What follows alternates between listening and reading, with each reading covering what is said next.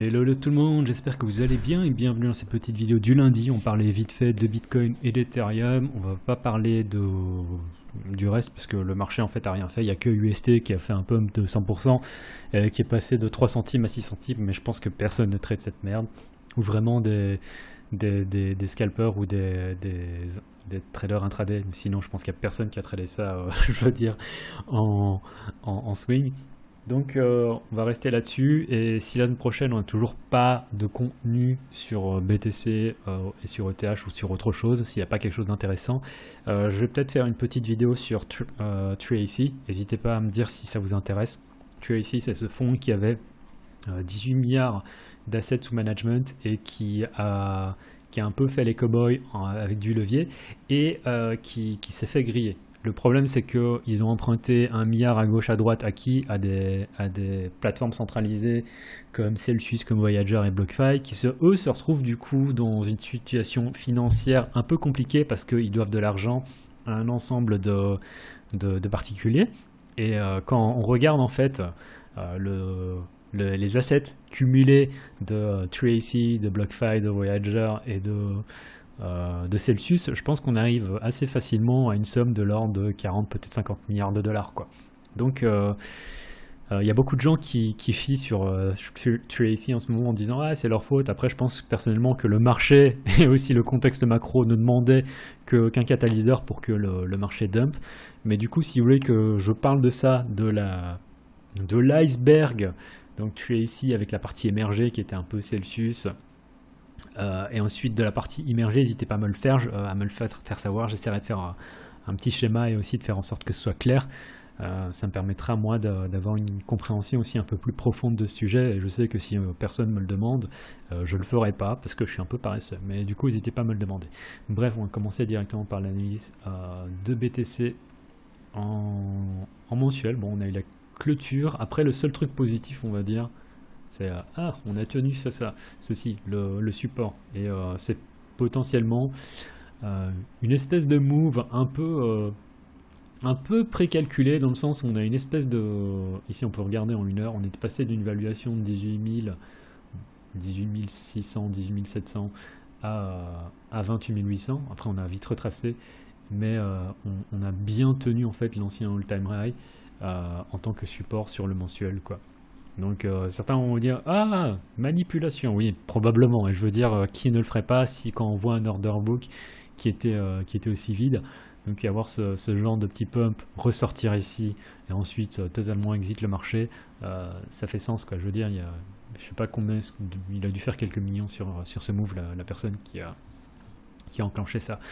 Bref, pas grand chose à dire sur le mensuel. On avait le double top, on est venu chercher la target. Bon, je l'ai pas joué, je suis un peu triste. D'autant plus que j'étais bullish au 30K moi. Bref, BTC en mensuel, pas grand chose à ajouter non plus, hein, du coup. On a dumpé cette semaine et quand on regarde en daily, c'est là qu'on a les choses plus intéressantes à dire. Alors la semaine passée, je pensais véritablement qu'on allait chercher les 22 UDB. Et j'avais dit, ouais, faites attention parce qu'ici on a de la confluence autant par rapport à la moyenne mobile à 200 avec partie haute de ce range. Ici, par contre, on n'a pas été chercher la résistance, on a été chercher le support, ce qui est encore autre chose. Et maintenant, je me demande si on va avoir assez de jus pour aller chercher milieu du range, puis haut du range.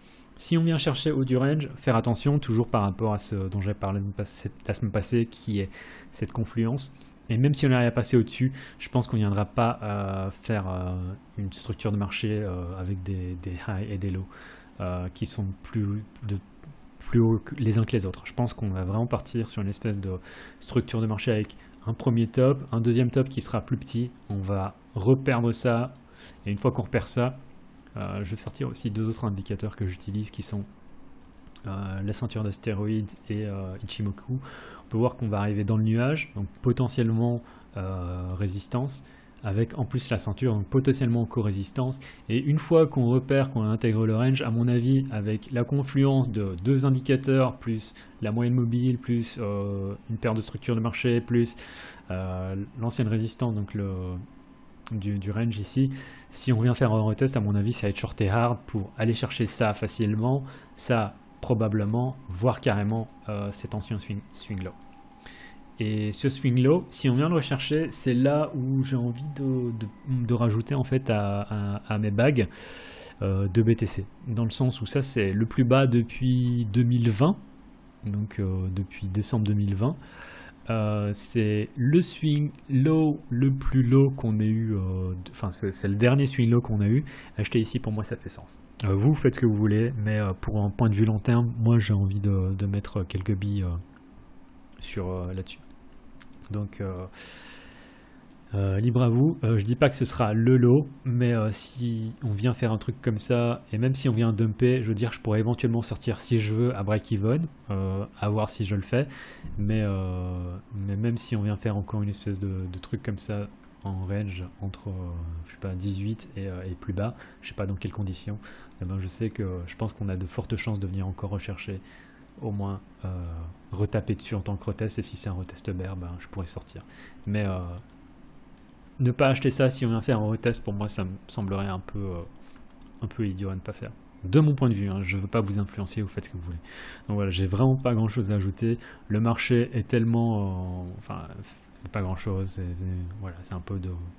Peut-être qu'on va venir faire la même chose dans l'autre sens, doucement avec des escaliers, des tout petits escaliers. Donc ce genre de plan de trade, c'est vraiment un plan de trade pour la semaine, voire les 2 semaines à venir. Hein. C'est pas pour tout de suite. Ethereum BTC, je suis toujours pas excité par ce qui se passe. On est sous. Je viens de passer ici, je vous avais dit, ouais, faut faire attention.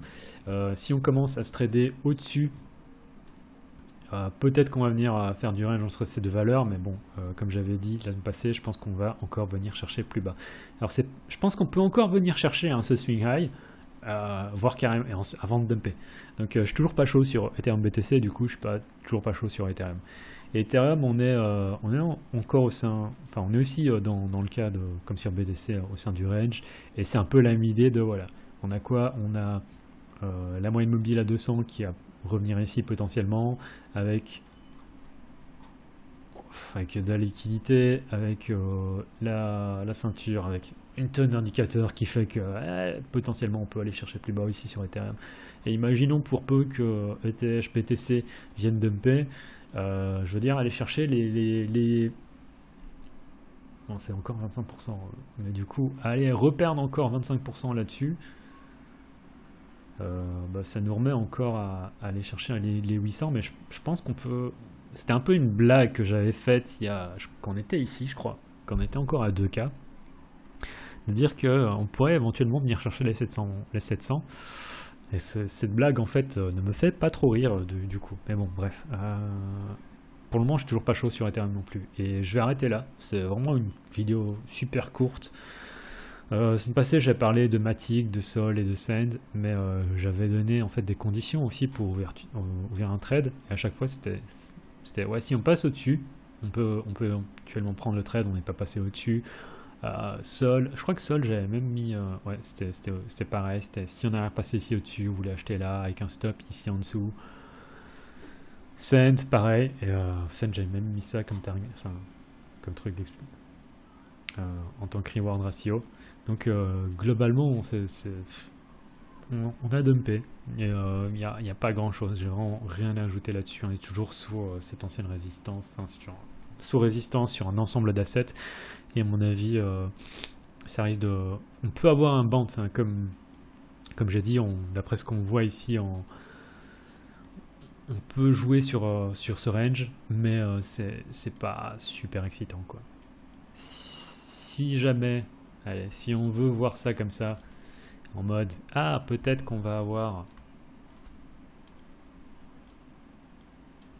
un Adam et Ève, et ça, si on l'entend encore, l'Adam et Ève, c'est un peu la même chose que ce dont j'ai parlé au début de vidéo, c'est vous reportez en fait la distance et vous regardez où ça vous met à plus ou moins 24K.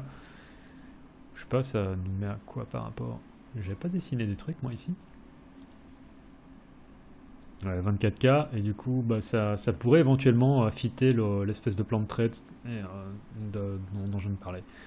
Et comme j'ai dit, hein, ça c'est une semaine voire 2 semaines avant que ça se passe, donc faut pas être pressé. Voilà, c'est tout pour cette vidéo, c'était Graph, en vous souhaitant une très très bonne semaine. Tchuss.